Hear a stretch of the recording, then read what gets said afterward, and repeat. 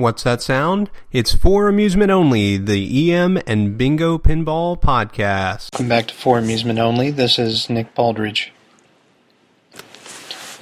In my last episode, I talked about how various manufacturers, and especially Gottlieb, constructed their score reels differently. Today I wanted to talk about the PCBs, which are attached to the score reels, and what their function is and what to do with them.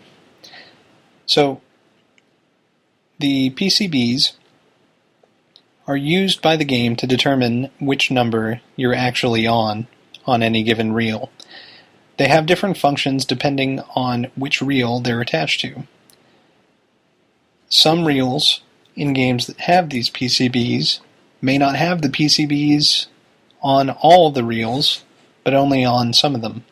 So it's important to know what exactly they're doing in order to help troubleshoot when you have a problem. Typically, on the 1s or 10s reel, there will be a PCB attached, and this is used to aid match. Now, match is a feature which will give you a free game if the last digit, or last two digits, depending on the score reel, have show the same as whatever number that the machine comes up with. Now, this number is not generated randomly, but we'll get into that another time with match units. So 1s and 10s, if there is a PCB attached, it's used for match. On hundreds, thousands, or tens of thousands, or even 100,000s, if there is a PCB attached, it's used to help in calculation of extra balls awarded for add-a-ball games or replays awarded for replay games. Now, depending on the manufacturer, sometimes the same game can be set to either add-a-ball or replay. Now, there are also novelty settings, which in some cases will give point awards, and in some cases will grant extra balls similar to an add-a-ball. But regardless, the point threshold, which is required to cross before it awards one of these awards, be it replay, extra points, or an extra ball, is all governed by these PCBs.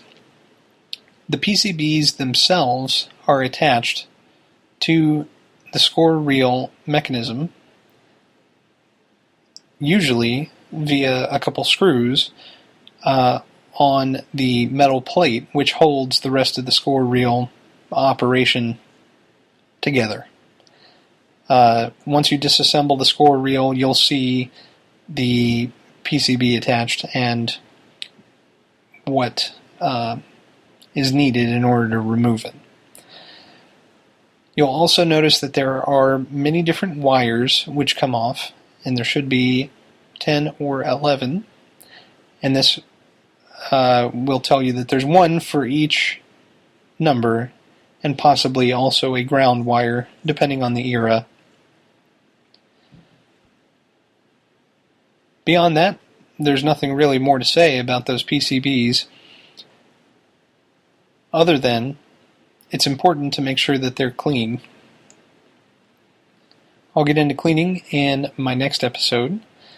So for tonight, it's a pretty short one, but next episode we'll be talking about cleaning of both the reels and the PCBs and every piece that's attached to them. So thank you again for joining me. My name again is Nick Baldridge. You can reach me at foramusementonlypodcast@gmail.com. You can listen to us on iTunes, Stitcher, Pocket Cast, via RSS, on Facebook, on Twitter, and on our website, which is foramusementonly.libsyn.com. Thanks again for joining me, and I'll talk to you next time.